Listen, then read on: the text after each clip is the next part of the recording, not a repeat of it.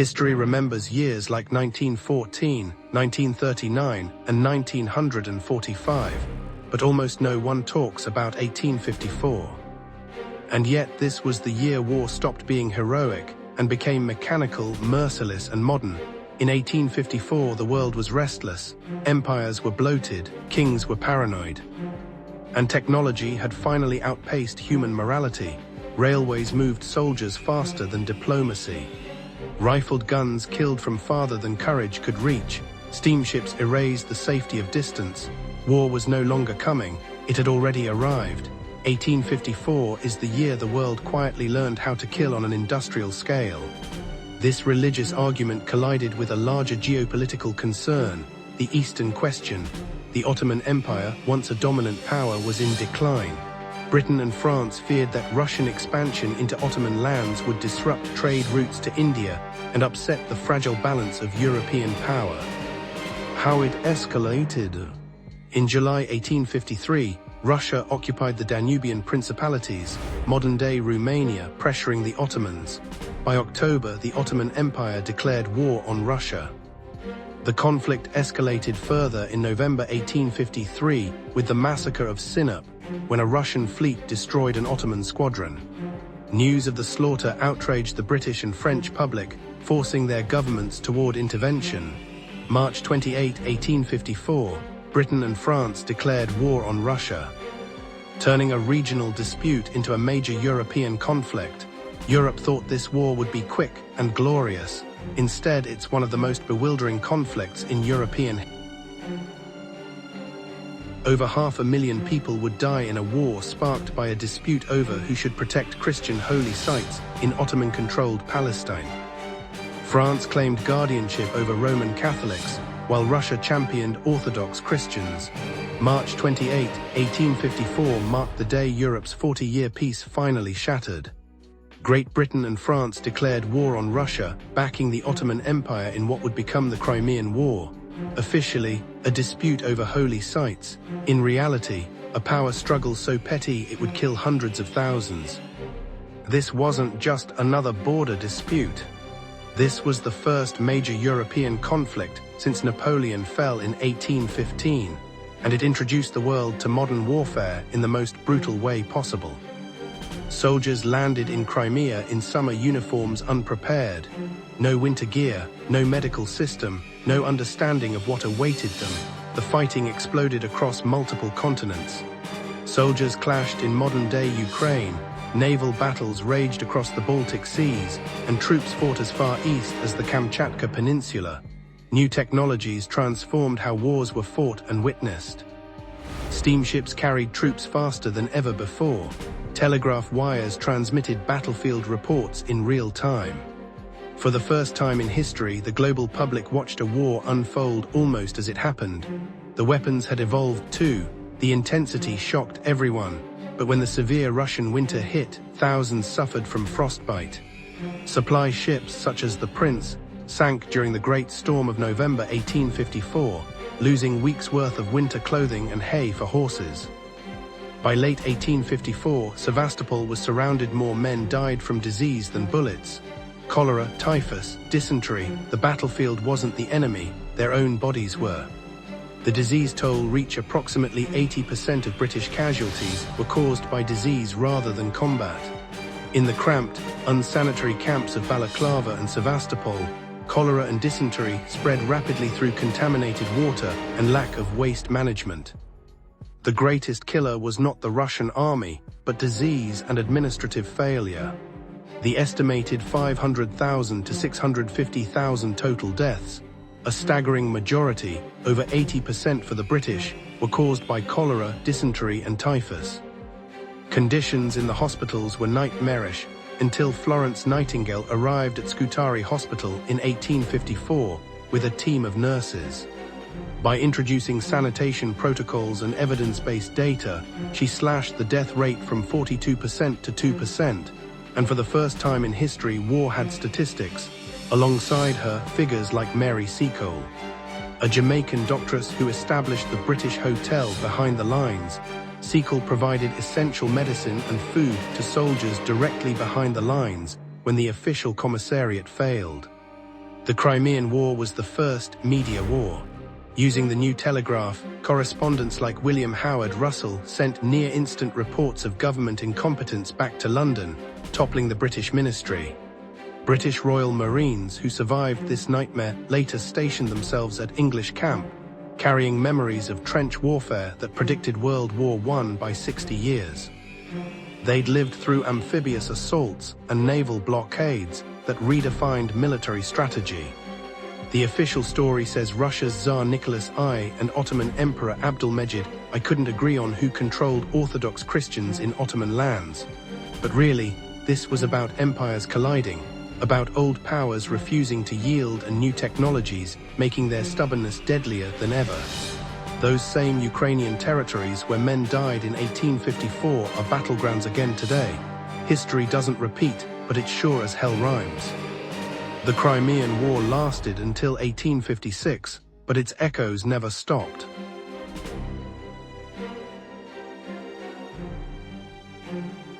Welcome to 1854, when Britain did the unthinkable and sent its navy into the Arctic Circle to wage war against Russia.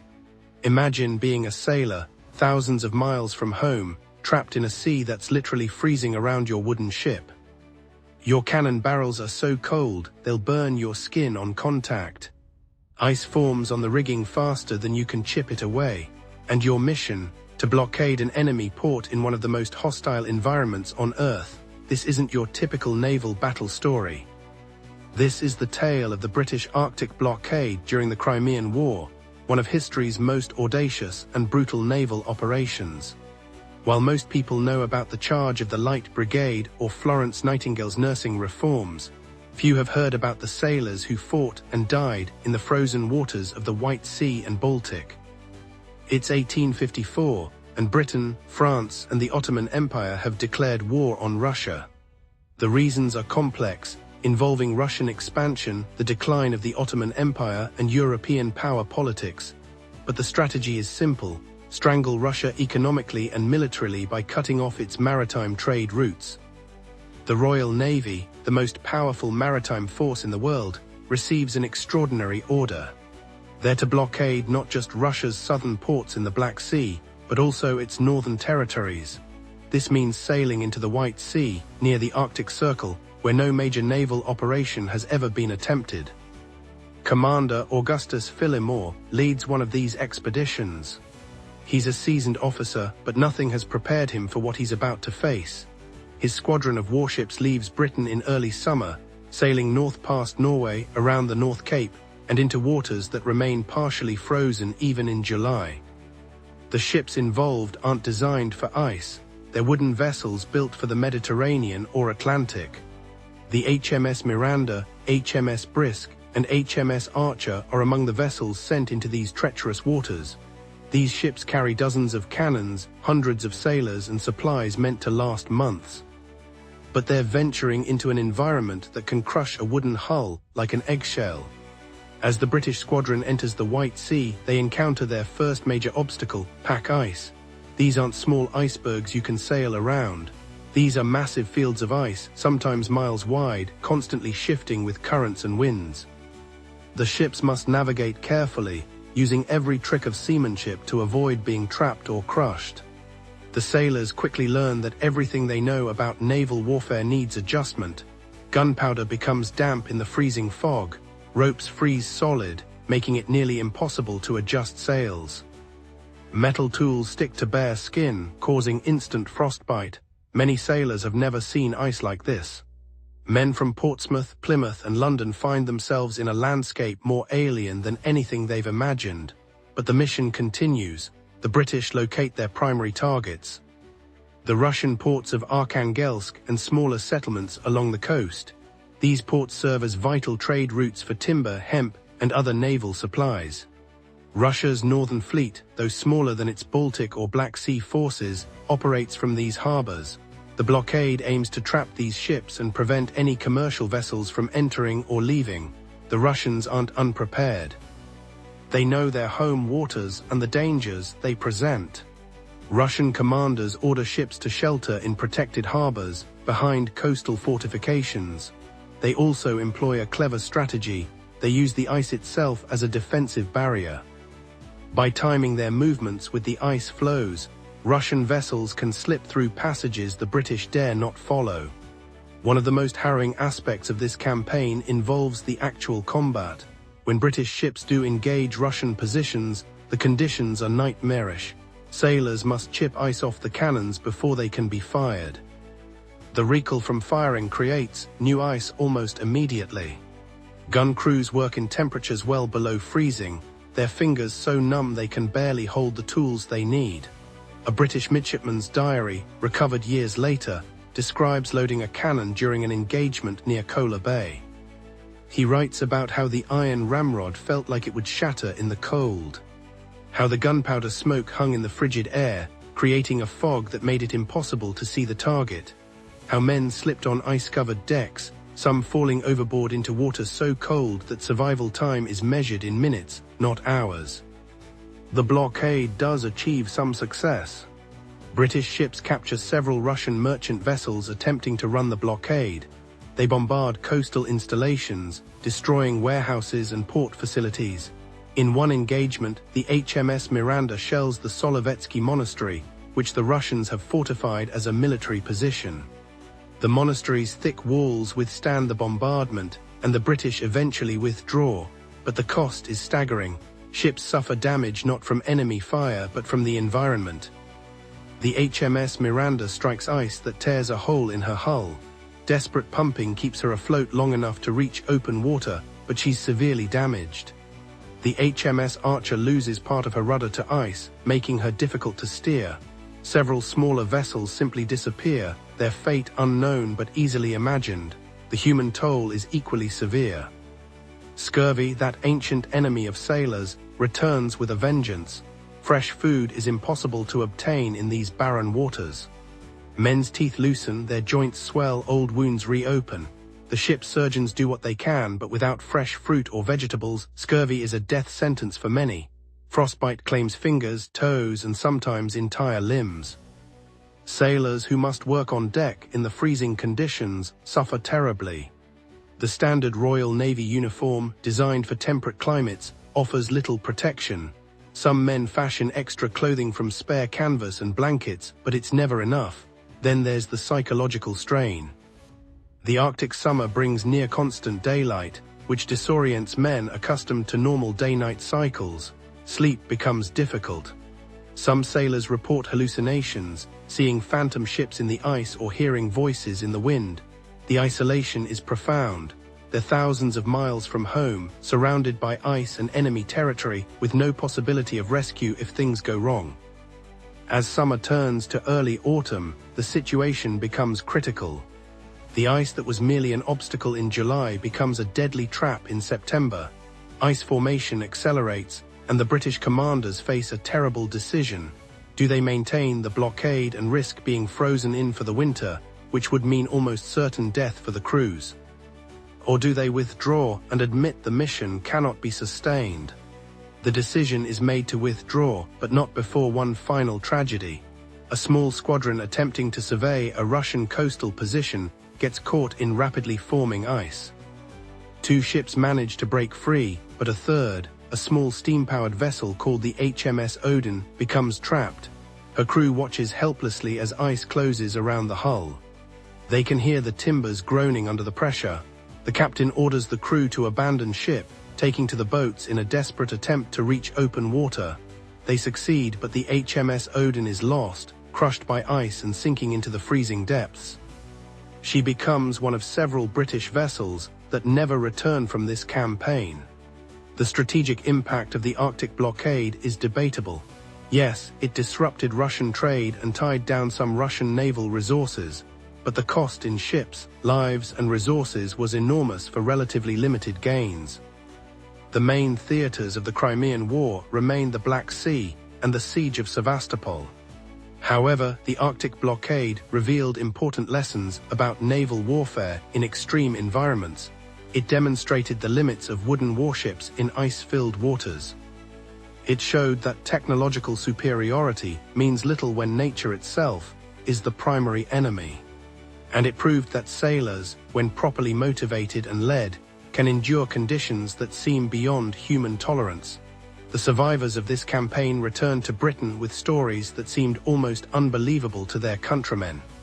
They spoke of seas that turned to stone overnight, of ice that sang and groaned like a living creature, of cold so intense that exposed skin froze in seconds.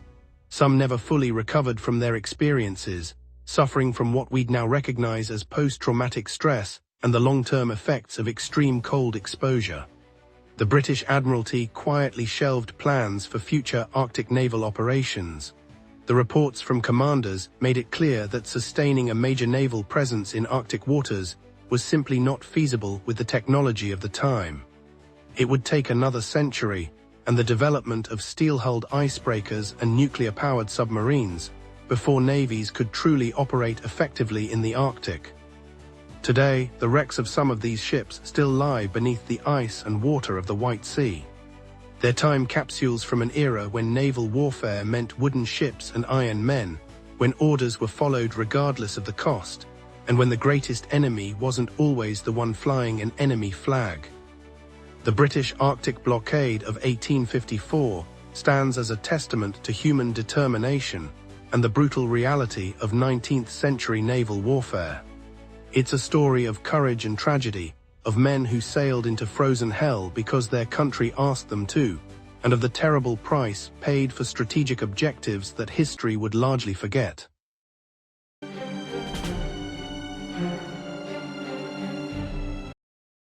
Imagine being a British naval commander in 1854, commanding one of the most powerful fleets in the world.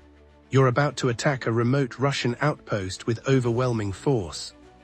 Victory seems absolutely certain, and then you get completely humiliated by wooden dummy cannons and a handful of determined defenders. This actually happened, and it's one of the most embarrassing moments in British naval history. Welcome to the Battle of Petropavlovsk, a story so bizarre that if it were fiction, nobody would believe it.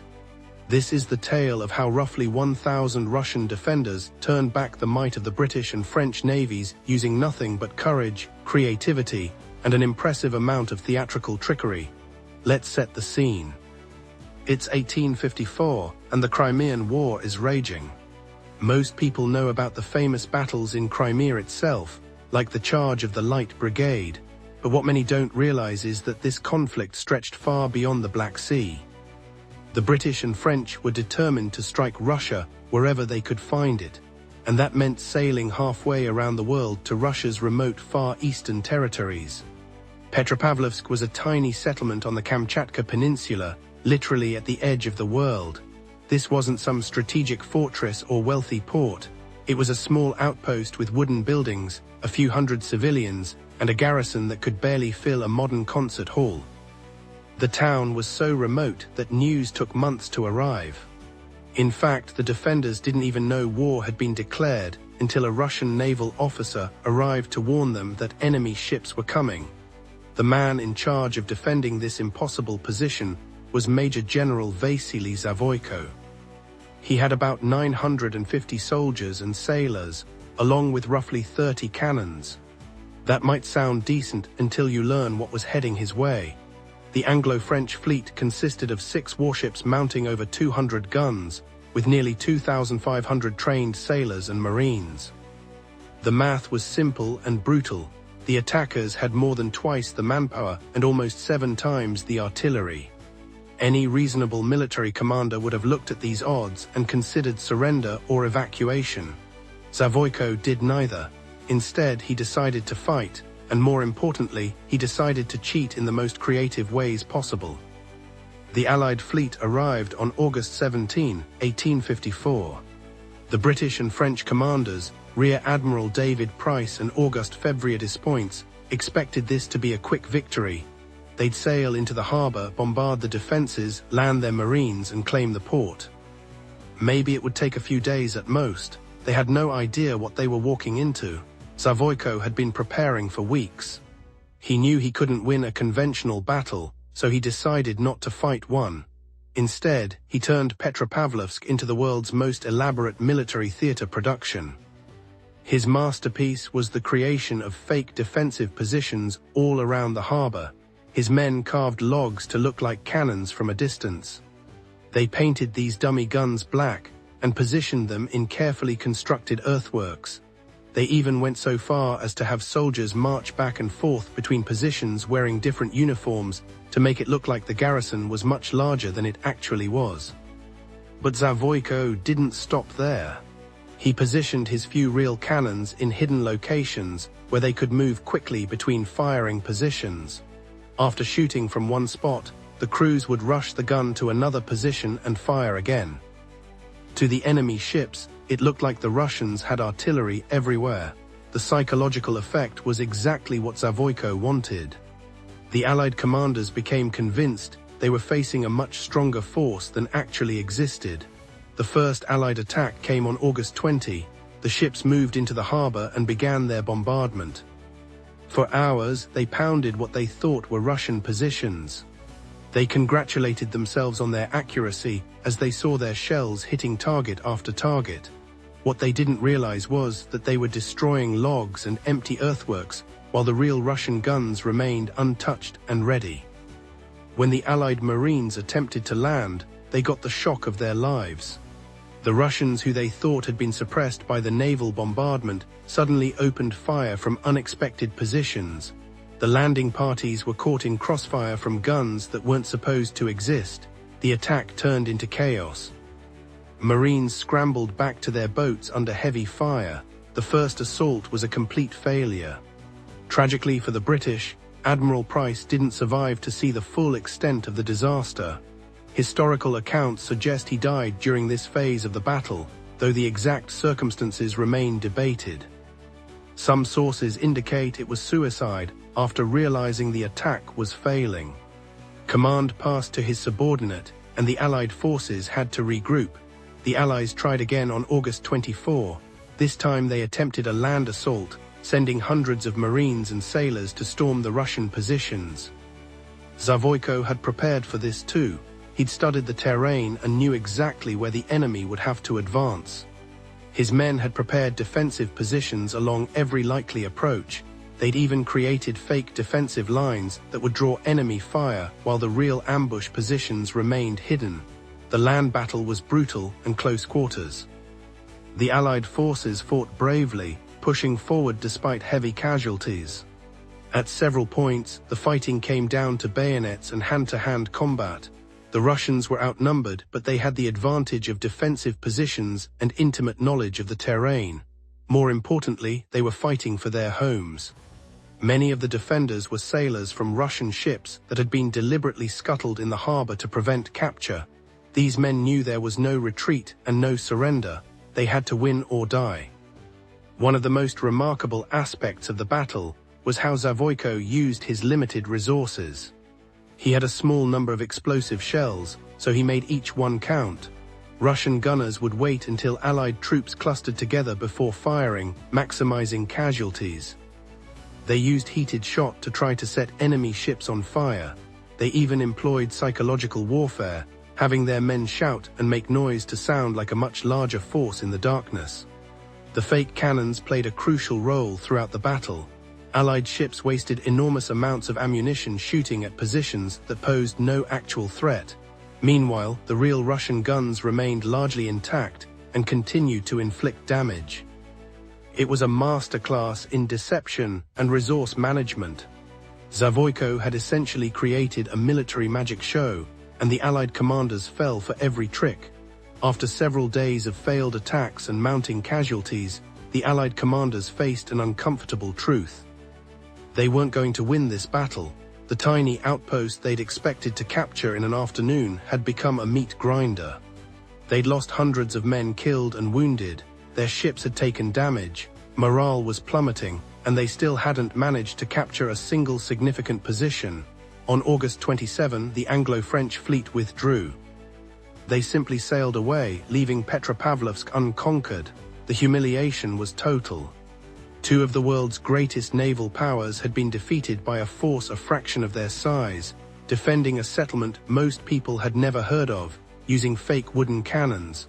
The Allied commanders tried to downplay the defeat. They claimed the position was too strong to take without unacceptable losses. They argued that Petropavlovsk wasn't strategically important anyway. These excuses fooled nobody. Word of the disaster spread through naval circles. The Battle of Petropavlovsk became a cautionary tale about underestimating your enemy and the importance of proper intelligence.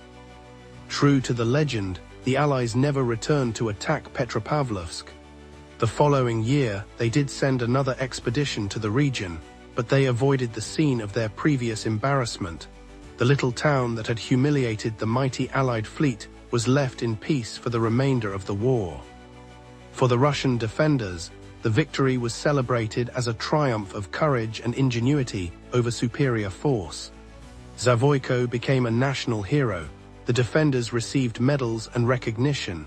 The battle proved that clever tactics and determination could overcome seemingly impossible odds.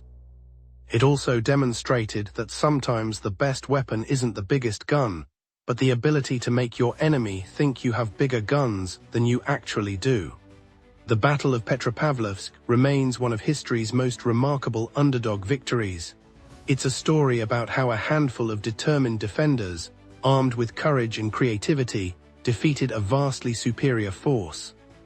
It's about the power of deception in warfare and the importance of never underestimating your opponent. And it's a reminder that sometimes the most effective weapon in your arsenal is a well-painted log that looks like a cannon from a distance. This forgotten battle on the edge of the world deserves to be remembered. It shows us that history isn't just made by the biggest armies or the most powerful nations. Sometimes it's made by small groups of resourceful people who refuse to give up, even when every logical calculation says they should. The defenders of Petropavlovsk didn't have overwhelming force or superior technology. What they had was ingenuity, determination, and a commander willing to think outside the box. And in the end, that was more than enough to send the British and French navies sailing away in defeat.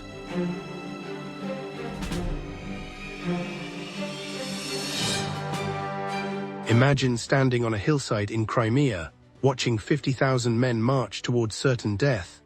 It's September 20th, 1854, and the first major land battle of the Crimean War is about to unfold along the banks of the Olma River. What happens next will shock the military establishments of Europe and expose the brutal reality of 19th century warfare. The stage is set in the rugged terrain of the Crimean Peninsula. British and French forces have landed near Eupatoria, intent on capturing the vital Russian naval base at Sevastopol. Standing in their way is Prince Alexander Menshikov and his Russian army of 33,000 men. The Russians have chosen their ground carefully, positioning themselves on the heights above the Olma River. These heights offer a commanding view of the approaching Allied forces. The river itself presents a natural obstacle, flowing through ravines and gullies that make crossing treacherous. Russian artillery sits perfectly positioned on the slopes, ready to rain death on anyone attempting to ford the water below. Menshikov believes his position is nearly impregnable. He's so confident that he invites local ladies to watch the battle from the heights, expecting an easy victory. The Allied force is formidable but untested. Lord Raglan commands 26,000 British troops, while Marshal St. Arnaud leads 27,000 French soldiers. Most of these men have never seen combat. Their officers purchased their commissions rather than earning them through merit. The British Army still fights using tactics from the Napoleonic Wars, 40 years outdated.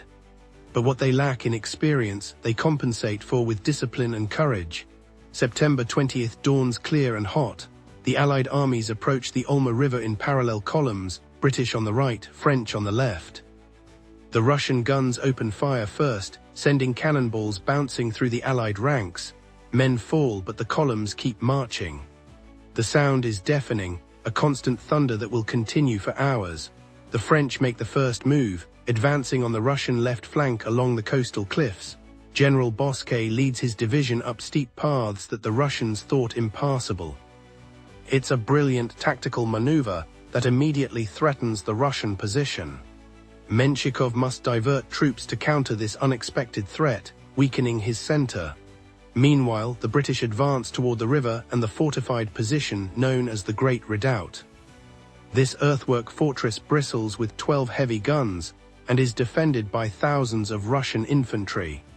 To reach it, British soldiers must cross the Olma River under fire, climb the opposite bank, and assault uphill against entrenched positions. It seems like suicide. The Light Division goes first, wading into the river while Russian artillery tears gaps in their lines. Officers fall from their horses. Soldiers disappear beneath the water, never to surface. Those who make it across find themselves in vineyards and gardens on the lower slopes. They reform their lines with parade ground precision, as if they're back in England rather than under murderous fire. Lord Raglan observes the battle from an exposed position, calmly watching through his telescope as his men die by the dozens. He orders the main assault to begin.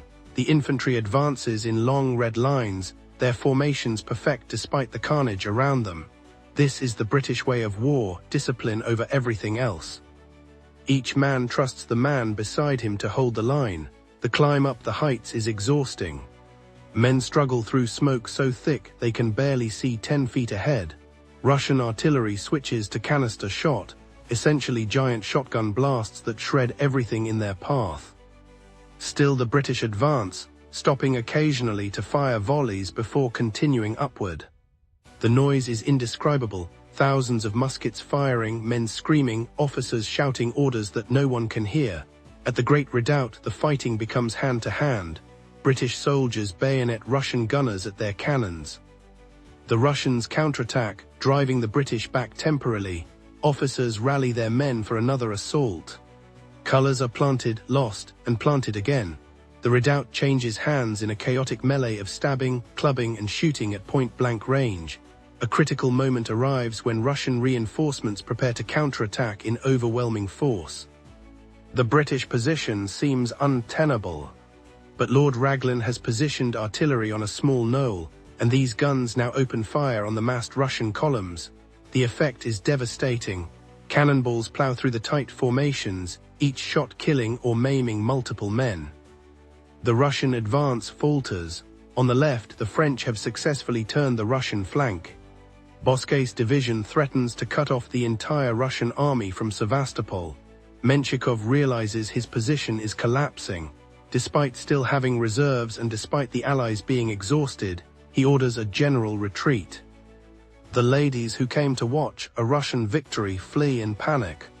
The retreat is orderly at first, but accelerates as Russian soldiers realize they're beaten.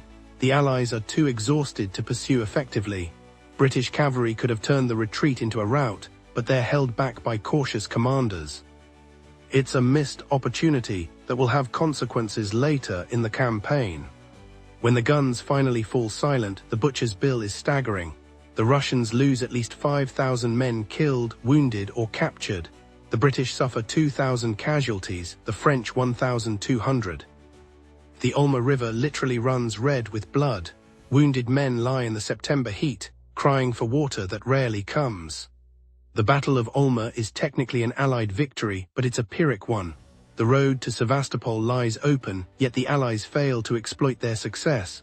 They pause to reorganize, giving the Russians time to strengthen Sevastopol's defenses. What could have been a quick campaign becomes a year-long siege. The battle exposes serious flaws in military thinking. The British cavalry remains almost entirely unused despite obvious opportunities. Medical services are woefully inadequate, leading to unnecessary deaths from treatable wounds. The rigid linear tactics prove costly against modern artillery. These lessons are learned in blood. Yet the battle also demonstrates extraordinary courage. Soldiers on all sides display remarkable bravery under horrific conditions. The British infantry's discipline under fire becomes legendary. The French demonstrate tactical flexibility that their allies lack. Even in defeat, the Russian soldiers fight tenaciously for every inch of ground. The Battle of Olma marks the beginning of a new era in warfare. It's among the first conflicts extensively covered by war correspondents, bringing the reality of battle into European drawing rooms. Photography documents the aftermath, showing civilians the true cost of war. Public opinion begins to matter in ways it never has before. For the soldiers who fought there, the Olma River becomes a name they'll never forget. It represents their baptism by fire, the day they learned that war is nothing like the parade grounds back home. The lessons learned on those blood-soaked heights will influence military thinking for decades to come, though not always in the ways they should.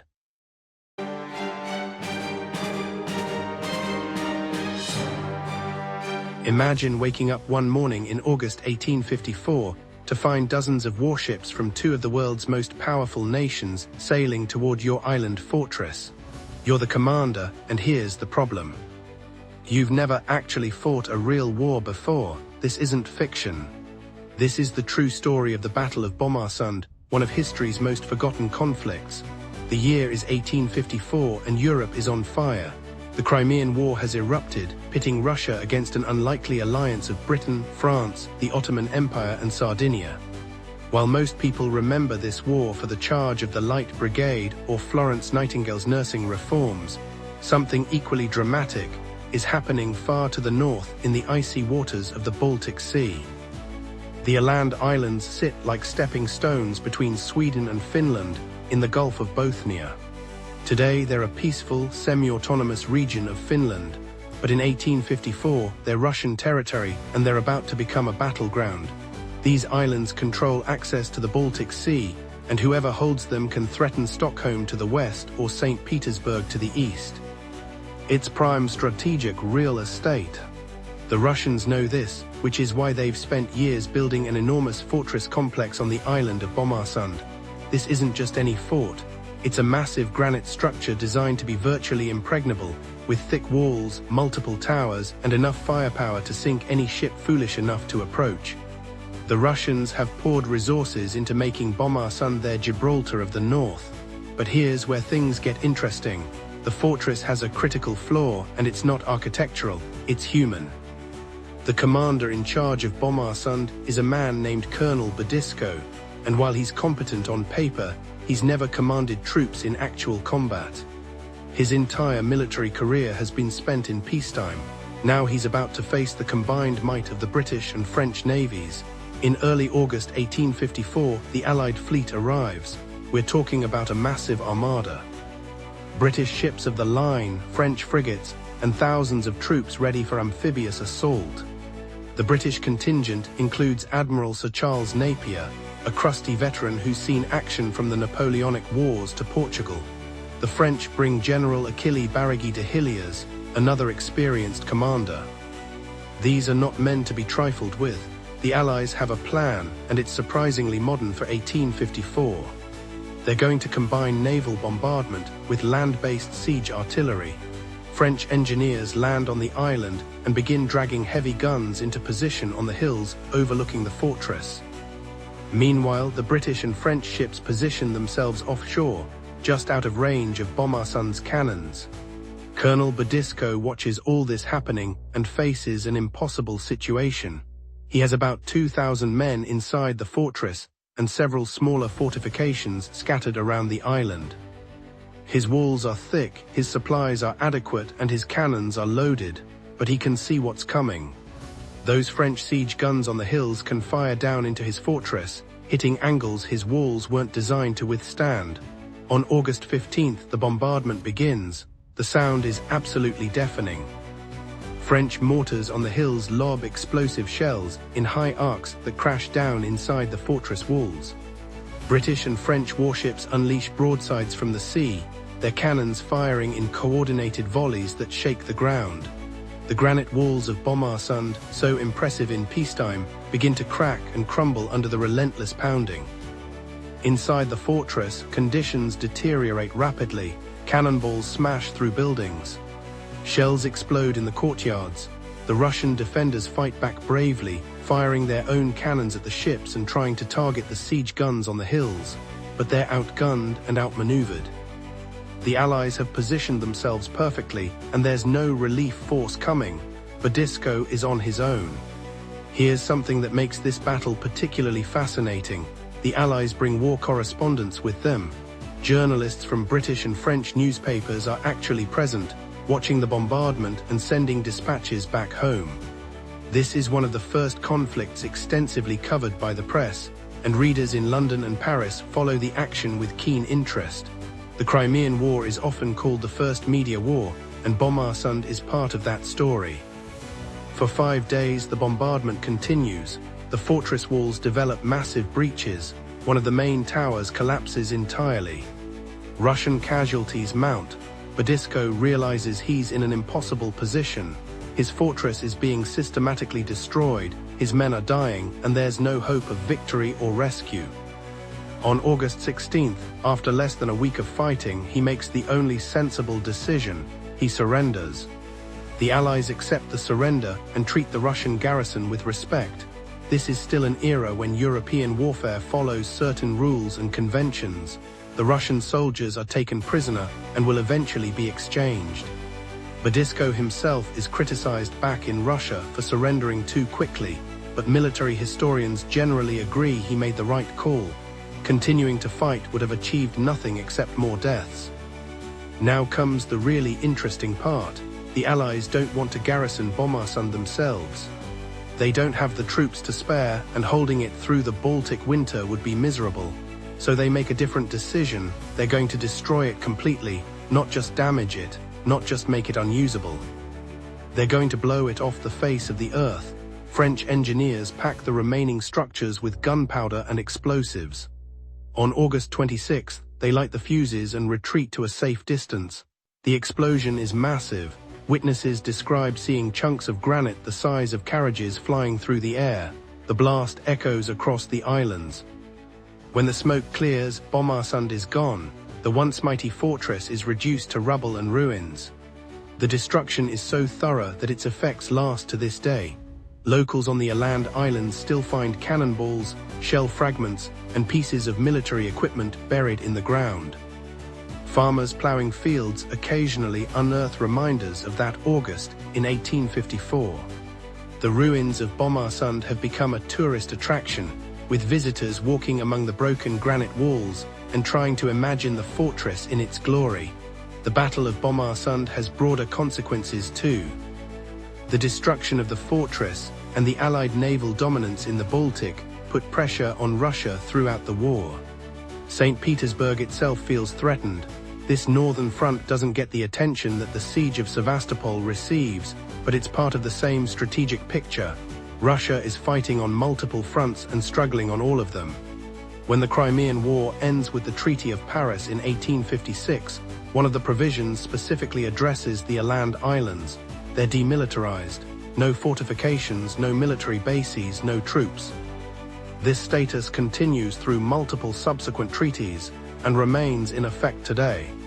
The Åland Islands are still demilitarized, a peaceful archipelago where the only battles are fought by summer tourists competing for the best beaches. The Battle of Bomarsund reminds us that history is full of forgotten conflicts that mattered enormously at the time. While the world remembers the charge of the Light Brigade, few people know about the bombardment in the Baltic. Yet both were part of the same war, the same struggle for power and influence in 19th century Europe. Bomarsund's inexperienced commander, its brief siege, and its total destruction tell us something important about the nature of warfare. Sometimes the most impressive fortifications mean nothing if they're in the wrong place at the wrong time, facing the wrong enemy. Today, you can visit the ruins of Bomarsund and walk among the shattered granite blocks. You can stand where Colonel Bodisko stood, looking out at the sea where the Allied fleet appeared. You can touch the stone walls that British and French cannons smashed apart. And maybe, if you're lucky, you'll find a cannonball half buried in the earth, a small piece of metal that connects you directly to that week in August 1854, when the Baltic Sea became a battlefield and a fortress disappeared in smoke and thunder.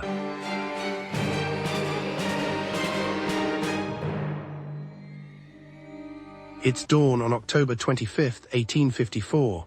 You're standing in a thin line of Scottish soldiers in the Crimean Peninsula. You look to your left and right, barely 500 men. You look ahead at the horizon. Thousands of Russian cavalry are thundering toward you. Your commander just told you there's no retreat. You must die where you stand. Would you hold your ground? This isn't fiction. This is the true story of one of the most incredible defensive stands in military history. The moment that gave birth to the phrase, the thin red line. and it's far more dramatic than any Hollywood movie could ever capture. The year is 1854, and Europe is embroiled in the Crimean War. Britain, France, and the Ottoman Empire are fighting against the Russian Empire. The conflict centers on who controls the declining Ottoman territories and the strategic Black Sea region. It's a brutal, mismanaged war that will later be remembered for military blunders and horrific conditions. The port of Balaclava on the Crimean coast serves as the main British supply base. Lose Balaclava and the entire British army loses its lifeline. The Russians know this. They're planning a massive assault to capture the port and destroy the British position once and for all. The British defensive line consists of several redoubts, small fortifications manned by Turkish troops on the heights above Balaclava. Below, guarding the most direct route to the port, stands the 93rd Sutherland Highlanders. These are Scottish soldiers, many from the remote northern regions of Scotland. They're tough, disciplined, and fiercely proud. But here's the problem: there are only 550 of them, plus a small number of invalids and walking wounded who have insisted on joining the line. Behind them are the women and children of the regiment, the camp followers who travelled with Victorian armies. Behind them is the port itself. There's literally nowhere to retreat to. Commanding this tiny force is Sir Colin Campbell, a 62-year-old veteran of countless campaigns. Campbell is a soldier's soldier, respected by his men, known for his tactical brilliance and personal courage. He's fought in more battles than most men have seen birthdays. As dawn breaks, the Russian attack begins. Their artillery opens fire on the Turkish redoubts. The bombardment is devastating. One by one, the Turkish positions fall. Thousands of Russian infantry overwhelm the defenders. The outer defensive line collapses faster than anyone expected. Now the road to Balaclava lies open, and the Russians send their cavalry to exploit the breakthrough. We're talking about approximately 2,500 Russian cavalrymen. These aren't just any cavalry. They're experienced soldiers, well equipped, mounted on strong horses. They're formed into dense columns, ready to smash through any opposition. The British heavy cavalry moves to intercept part of this force. They clash in what becomes known as the Charge of the Heavy Brigade. It's a successful action, but it doesn't stop all the Russian cavalry. A large force of Russian horsemen continues toward Balaclava. Between them and the port stands only the 93rd Highlanders. Standard military doctrine of the era says infantry facing cavalry should form a square. Four sides of soldiers facing outward, presenting bayonets in all directions. It's the safest formation. Campbell knows this, his men know this, everyone knows this, but Campbell makes an extraordinary decision. He refuses to form a square. Instead, he orders his men to form a line, just 2 ranks deep, 2 rows of soldiers standing shoulder to shoulder. This formation is called line, and it's incredibly vulnerable to cavalry charges. But it has one advantage: maximum firepower to the front. Why does Campbell make this choice? Because he trusts his men completely. He knows they're disciplined enough to hold. He knows their rifle fire will be devastating if they don't break. And he knows that a square would look defensive, while a line looks defiant. The 93rd forms up on a small ridge. They're wearing their distinctive red coats and feathered bonnets. From a distance, they look like a thin red streak across the landscape. A war correspondent watching from nearby will later describe them as a thin red streak tipped with steel. The phrase will be misquoted and immortalized as the thin red line. Campbell walks along the line. His men are nervous. They can see the Russian cavalry forming up. They can hear the rumble of thousands of hooves. Campbell's words become legendary. "There is no retreat from here, men. You must die where you stand." One soldier calls back, "Aye, Sir Colin, if needs be, we'll do that." Campbell adds, "Remember, there is no retreat from here. You must stand." The Russian cavalry begins its charge. Imagine the scene. You're standing in a line just 2 men deep. Thousands of horsemen are galloping toward you. The ground is shaking.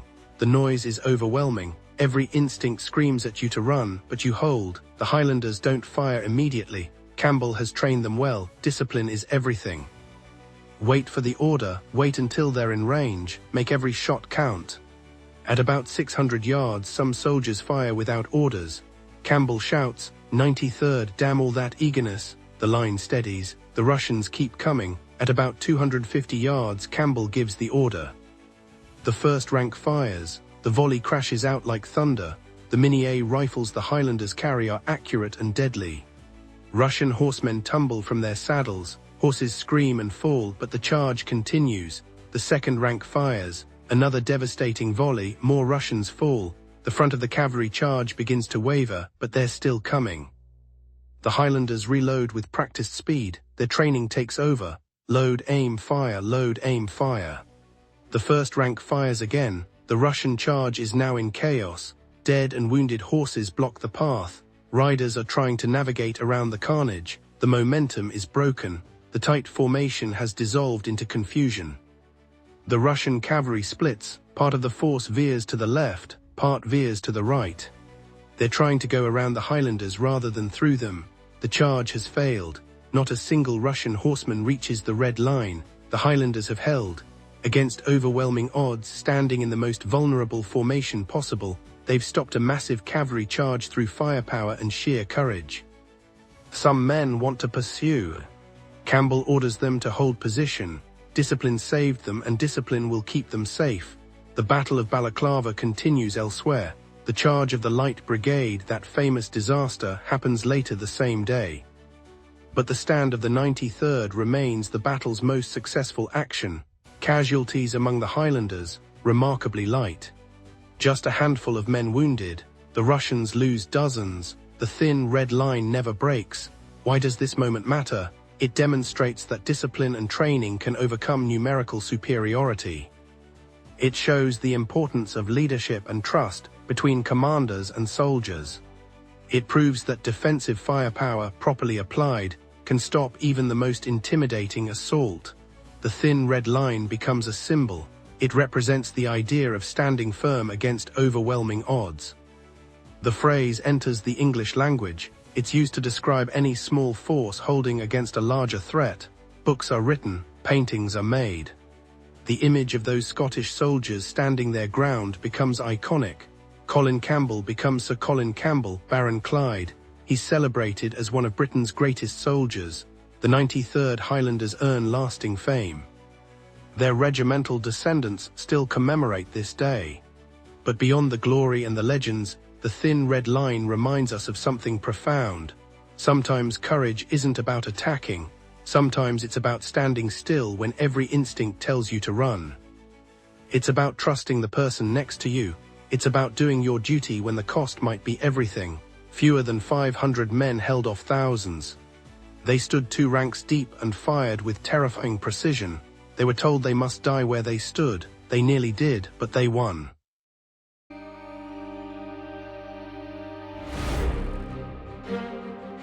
Japan, 1854. A country that has been completely isolated from the world for over 2 centuries. No foreigners allowed in, no citizens allowed out. Then one day, massive black ships appear on your horizon, belching smoke like dragons. They're armed with cannons that could level your coastal cities. And the commander has a simple message: open your borders to trade or face destruction. This isn't science fiction. This is exactly what happened to Japan in 1854. For 220 years, Japan had deliberately cut itself off from the rest of the world. The Tokugawa shogunate had established what historians call Sakoku, meaning closed country. It was one of the most extreme isolation policies in human history. Only a tiny Dutch trading post on an artificial island in Nagasaki harbor had limited contact with the outside world. Japanese citizens caught trying to leave faced execution. Foreigners attempting to enter were turned away or killed. The punishment was absolute. Why did Japan seal itself off so completely? The answer lies in fear and control. In the 1500s, European traders and missionaries had arrived in Japan. Christianity spread rapidly, gaining hundreds of thousands of converts. The ruling shogunate saw this as a direct threat to their power and to Japanese culture. They worried that religious loyalty to a foreign pope could undermine their authority. They'd also witnessed how European powers had colonized other Asian nations. So they made a radical decision. They expelled almost all foreigners, banned Christianity, and closed the borders. For over 2 centuries, Japan existed in deliberate isolation, but by the mid-1800s the world had changed dramatically. The Industrial Revolution had transformed Western nations. Steam power, advanced metallurgy, and modern weaponry had created an enormous technological gap, and the United States had its eyes on the Pacific. American whaling ships operated in Japanese waters. Occasionally, sailors were shipwrecked on Japanese shores and imprisoned. The US wanted a coaling station for its steamships. They wanted trade access. And they wanted Japan to treat shipwrecked sailors humanely, but Japan wasn't interested in negotiating. Enter Commodore Matthew Perry. He wasn't a diplomat in the traditional sense. He was a naval officer with a fleet of warships and orders from President Millard Fillmore. His mission was simple but audacious: open Japan to American trade by any means necessary. Perry understood that conventional diplomacy had failed with Japan for decades, so he planned something different. He would practice what later became known as gunboat diplomacy. The threat of overwhelming military force would be his negotiating tool. On July 8, 1853, Perry's squadron appeared in Edo Bay near modern-day Tokyo. The Japanese had never seen anything like these ships: 4 vessels, 2 of them massive steam frigates. The Japanese called them kurofune, meaning black ships. Some described them as black dragons belching smoke. The steam-powered warships didn't need wind to move. They could maneuver in ways that seemed impossible. Their iron hulls were impervious to traditional weapons, and their cannons could fire explosive shells with devastating accuracy. Panic spread through the coastal communities. Fishermen fled. Samurai warriors rushed to defensive positions. But everyone could see these weapons were beyond anything Japan possessed. Perry had deliberately chosen his most impressive warships for maximum psychological impact. He'd studied previous failed attempts to open Japan. He knew the Japanese respected strength and were more likely to negotiate with someone who displayed overwhelming power. He was right.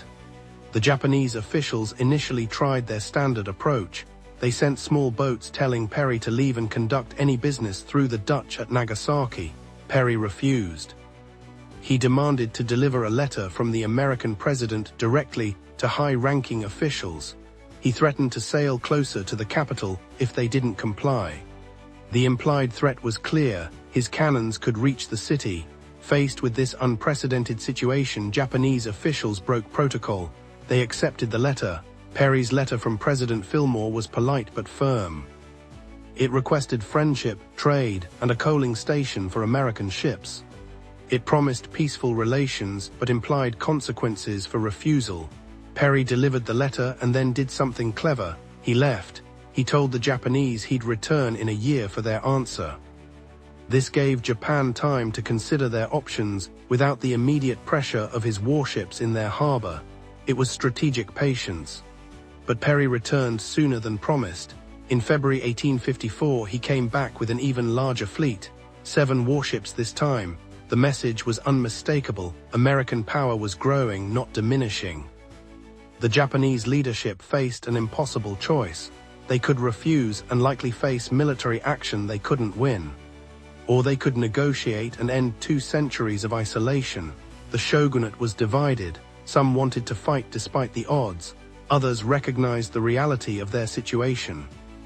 The Japanese had spent those months frantically trying to understand what they faced. They questioned the Dutch about American intentions and capabilities.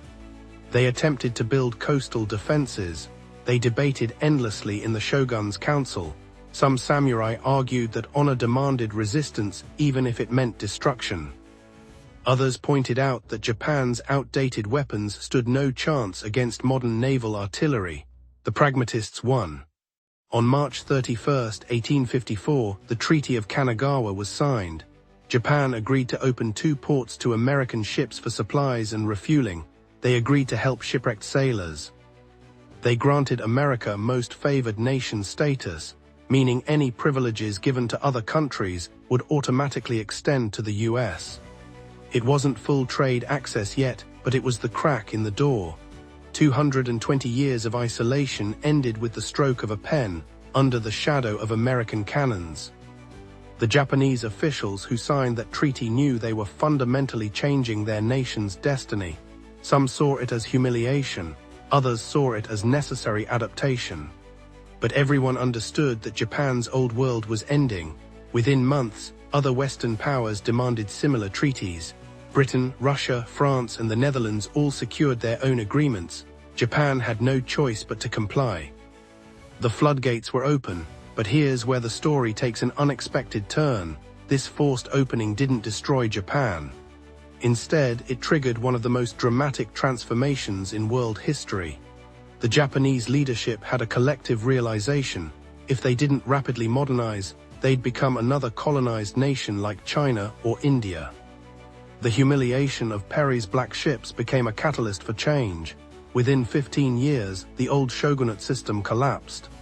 The Meiji Restoration began in 1868, returning power to the emperor and launching aggressive modernization.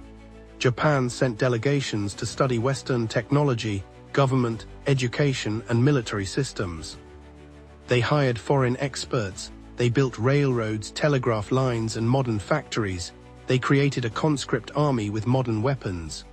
They built a steam-powered navy. In just 50 years, Japan transformed from a feudal, isolated society to a major industrial and military power. By 1905, Japan defeated Russia in war, shocking the world. A non-Western nation had beaten a European power using modern military technology. The irony is profound. Perry's gunboat diplomacy, intended to open a market and establish American influence, actually created a future rival. Japan learned the lesson of the black ships too well. They understood that in the modern world, military and industrial power determined a nation's fate. They built that power faster than anyone thought possible. And they eventually used similar tactics themselves, forcing Korea and other Asian nations into unequal treaties. The victim became the aggressor. The Treaty of Kanagawa wasn't really a negotiation between equals. It was coercion dressed in diplomatic language. Perry's mission represented the aggressive expansionism of 19th-century America and the broader Western imperial project. But unlike many colonized nations, Japan managed to use this traumatic opening as motivation for self-directed modernization rather than foreign domination. That makes this moment unique in history. Today, replicas of Perry's black ships appear in Japanese museums and historical commemorations.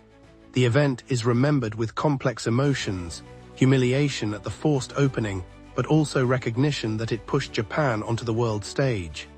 Some historians argue that without Perry's intervention, Japan might have isolated itself into irrelevance or eventual colonization. Others point out that Japan was already experiencing internal pressures for change, and Perry simply accelerated the inevitable. What's undeniable is that those black ships on the horizon in 1854 represented a turning point. The age of isolation was over. The age of globalization was beginning. And Japan's response to that challenge would reshape Asian and world history for the next century and beyond. The country that once executed foreigners for landing on its shores would become a major global power, an industrial giant, and eventually one of the world's leading economies. All because a naval officer arrived with warships and delivered an ultimatum that Japan couldn't refuse. The Black Dragons had awakened a sleeping giant.